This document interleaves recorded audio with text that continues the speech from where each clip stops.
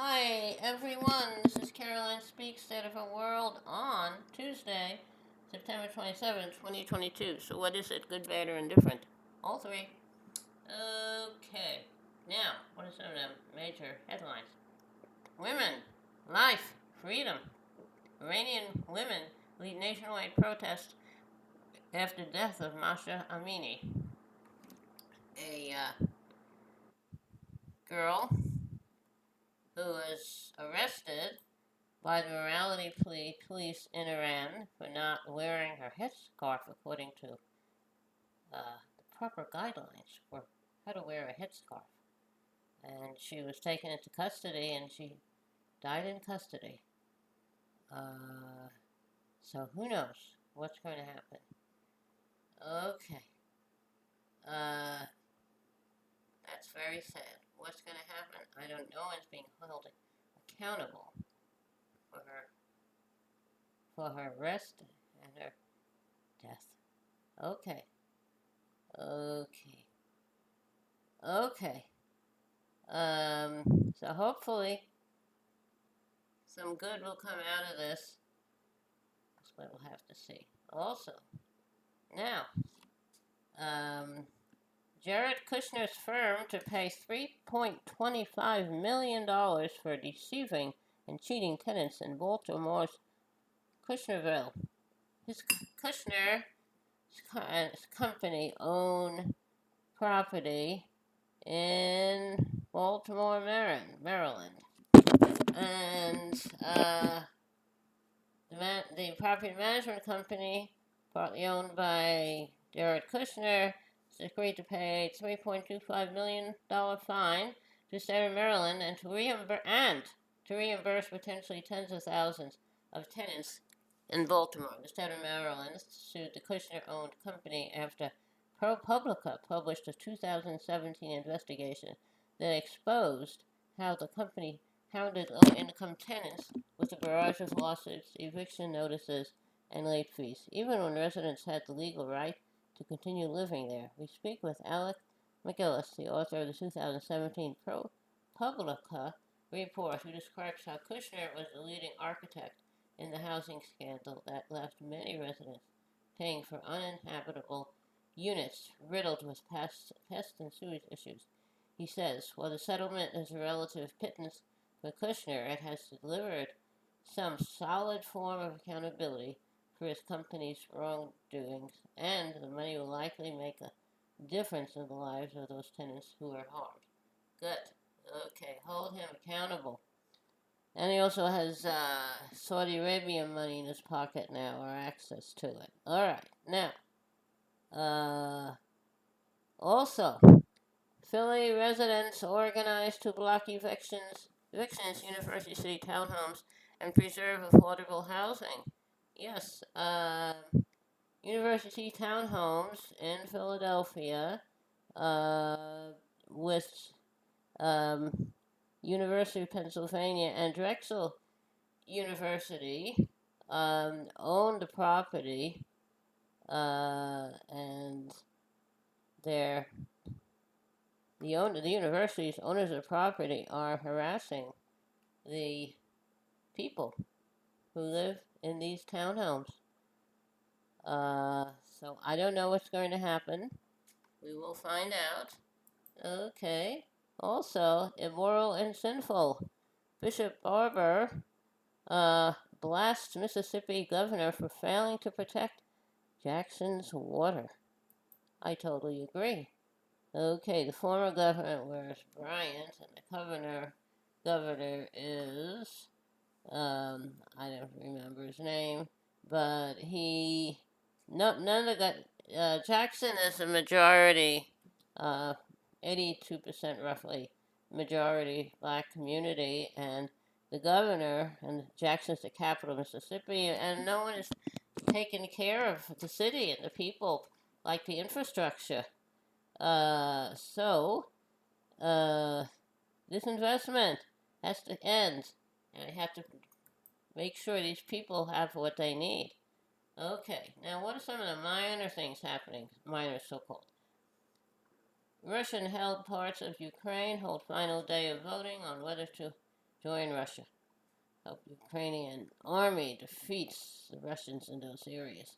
Russian military mobilization prompts mass exodus of draft-age men. Good.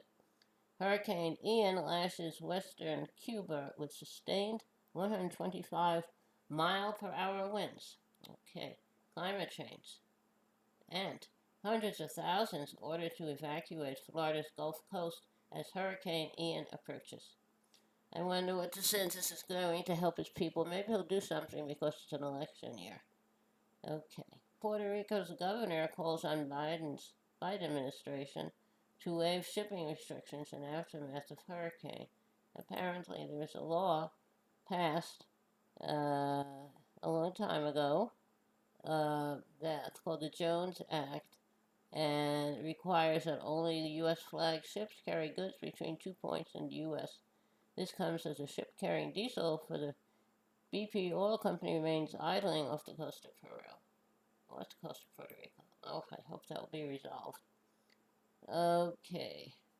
Hurricane Ian forces NASA to delay test launch of new moon rocket. Good.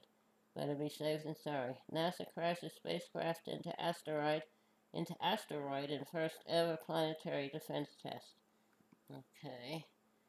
Protesters rally at Mississippi governor's mansion to demand clean water for Jackson, Mississippi. Good. Okay. Jackson. Very, very sad.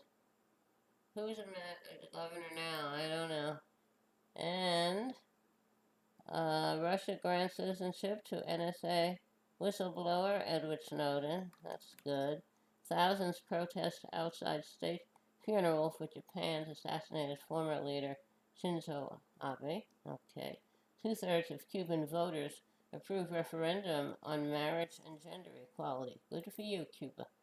So we're going to have marriage and gender equality in Cuba for everybody.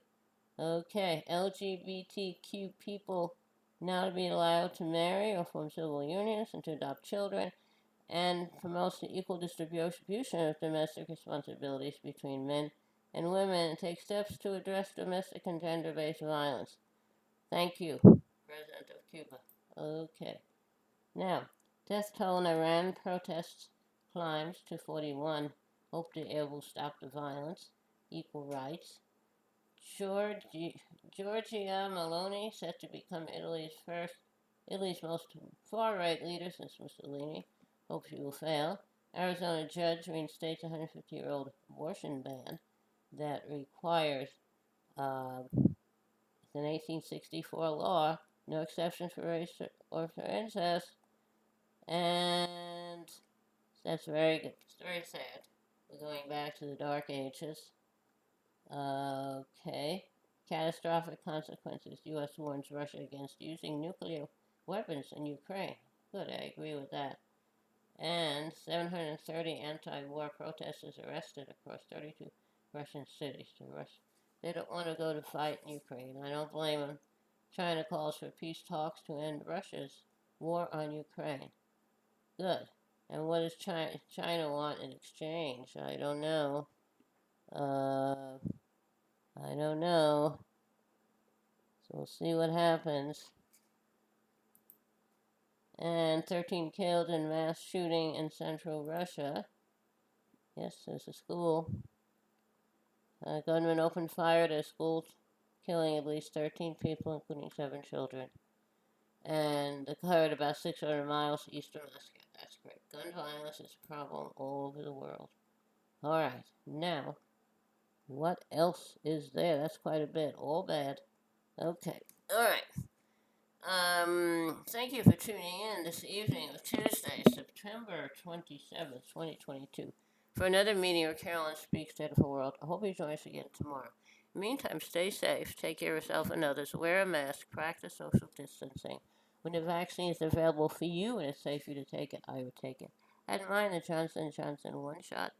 I had 2 sore arms, and I was tired for weeks, and I was fine, and I'm looking around for a booster, and I haven't had any luck. I have a lot of trouble with vaccines, so I have to be careful. Okay, now, How about a little music? Hey there, Georgie girl, walking down the street so fancy free. No, will you meet would ever see the loneliness there inside you? Hey there, Georgie girl, why do all the boys just pass you by? Could it be you just don't try, or is it the clothes you wear? You're always window shopping, but never stopping to buy. So shed those dowdy feathers and fly a little bit. Hey there, Georgie girl. There's another Georgie deep inside. Bring out all the love you hide, and oh, what a change there'd be. The world would see a new Georgie girl. Okay, that was Georgie Girl, written by Tom Springfield of the Springfield's folk group, which included Sister Dusty Springfield, who went on to become an international singing star. It was recorded by Dusty Springfield and was also recorded by the Seekers. Okay, thank you. Take care of yourself and others. Remember, kindness goes a long way. Signing off on Tuesday, September 27, 2022. Thank you. Good night. Stay safe.